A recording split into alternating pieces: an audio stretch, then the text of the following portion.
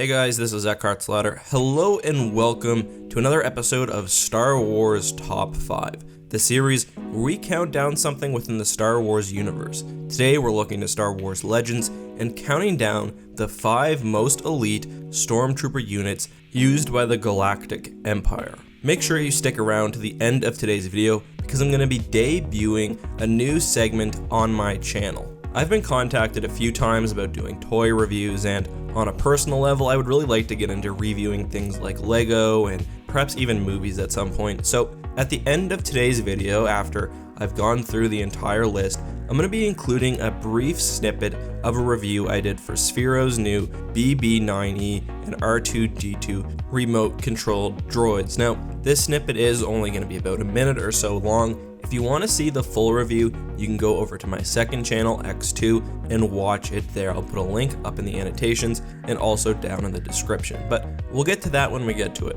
Let's now take a look at the 5 most elite Stormtrooper units used by the Galactic Empire. Coming in at number 5 on the list are the Storm Commandos. These are basically the ODSTs, or perhaps even the Spartan 4s, of the Galactic Empire and of the Stormtrooper Corps. Like ODSTs, Storm Commandos were essentially the best of the best. They were selected from the regular Stormtrooper population, given special armor, given extra training, and given important missions. Storm Commandos were actually created to specifically counter the Rebel Alliance, while the normal Stormtrooper Corps could be seen as relatively brutish and relatively unrefined and not very precise. The Storm Commandos were the exact opposite. They were very lean, they were very effective, and they operated in small numbers. Storm Commandos would often go on special missions, performing covert strikes, stealing technologies, and assassinating rebel targets. Given that they were filtered out from the regular Stormtrooper Corps,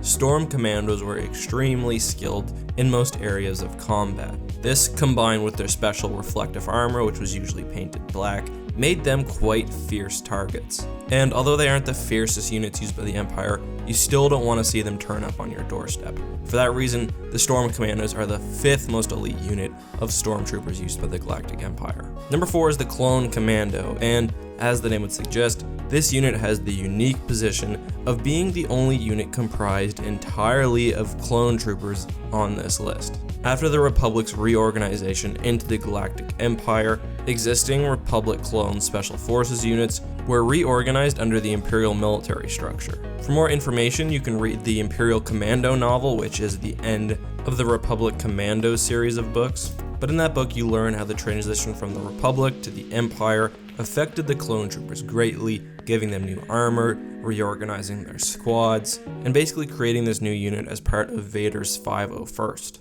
Given that these commandos were among the most elite soldiers used by the Republic, surpassing even ARC troopers, Imperial Commandos would have been accordingly very elite. The unit as a whole, however, would be sullied with the introduction of lesser warriors, including Sphero-R2-D2 clones, who were intended to help stop the quickly diminishing ranks of elite special forces. It should also be noted as well that Imperial Commandos weren't only made up of Republic Commando squads, they also included ARC troopers and most likely other Republic Special Forces units. Still, the Imperial Commandos would have been very deadly, they would have been used to working together, and the unit was basically the best of the Republic reorganized under Imperial rule. For that reason, they get the number 4 spot on this list. Number 3 is the ZeroG Trooper, and I include these guys basically solely due to how much they impressed me during the Battle of Sluis Van in Heir to the Empire, the first of the Thrawn trilogy. ZeroG Stormtroopers were very elite Stormtroopers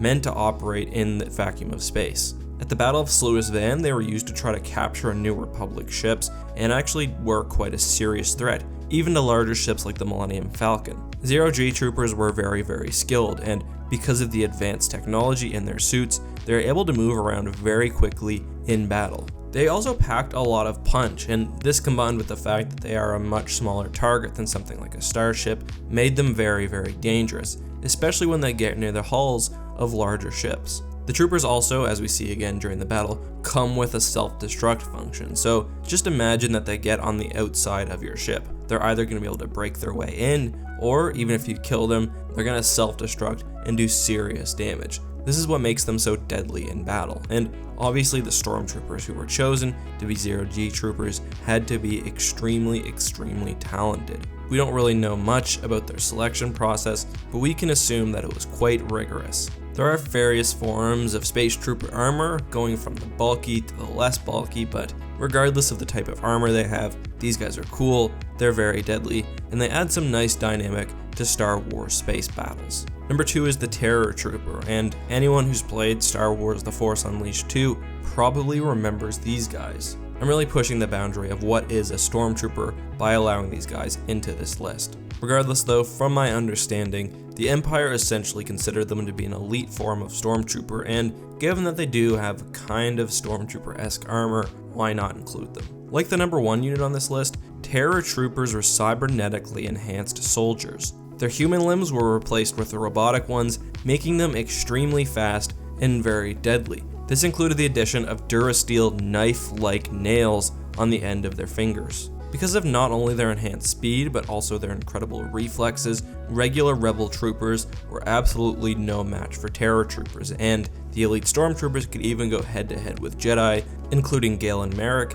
and give them at least a decent fight. With a mask invoking the visage of General Grievous, this unit was also extremely frightening. Adding to that was a cloaking device, which allowed them to remain fully invisible and attack from the shadows. All in all, when you consider that these guys are weaponized cyborgs who have a very advanced armor and knives on their fingers, you can get an idea of why the Terror Troopers get their name. You can also probably get an idea of why I consider them to be the second most elite stormtrooper force used by the Galactic Empire. Time for number 1, and as I think many of you guys would have expected, the number 1 spot goes to the Dark Trooper. Technically, the Dark Trooper is really more of a line of stormtroopers, and besides for just the traditional phase 1 through 3 of the Dark Troopers, there were also many variants, including the Black Hole Trooper, the Nova Trooper, the Purge Trooper, and others. Perhaps if you guys are interested, I can do a full video on the different Dark Trooper variants sometime in the future. For now, let's talk about the Dark Troopers generally. The Dark Trooper project was the Empire's attempt to make the ultimate battlefield warriors. The project came in 3 main stages. At Phase 0, aging clones were cybernetically enhanced to make powerful warriors. At Phase 1, the project went fully robotic, giving droids a powerful exoskeleton, advanced programming, and the use of advanced weapons. Phase 2 troopers were also fully robotic. However, at Phase 3, Dark Trooper armor could house either a robot or a human operator. Phase 3 Dark Troopers were by far the most dangerous, as anyone who's played Dark Forces knows firsthand. These things were almost 10 feet tall, were filled with just incredible weapons, including heat-seeking missiles, were almost impossible to destroy, and had things like jetpacks and other technology, which really helped them out on the battlefield. One thing I've been thinking about while doing this list is the Shadow Trooper.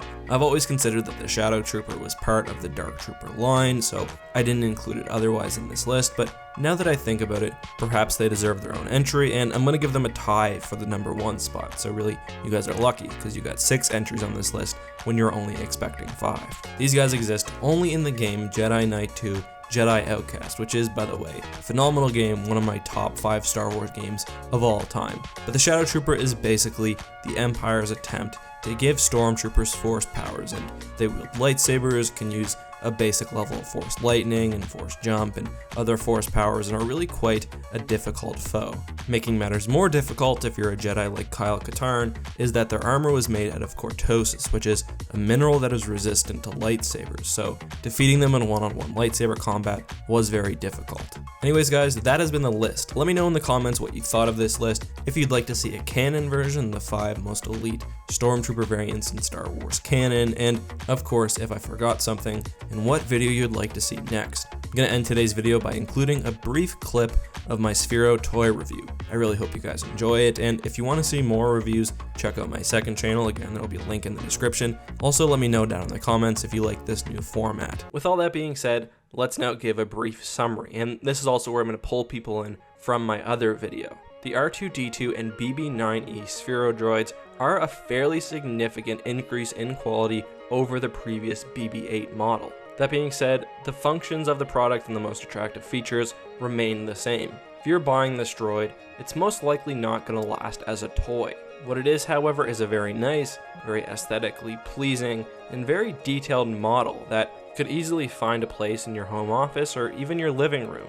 Ultimately, the features and the ability to play are a nice improvement. In particular, one thing I liked is that each of the droids now have quick commands, so you can click a button, R2-D2 will spin around, or make a happy sound, or fall over. It's a whole lot of fun. However, I think most adults will ultimately turn this on and play with it for a few times and then not return to it. That's especially true where control of the droid relies on an app instead of some form of external controller.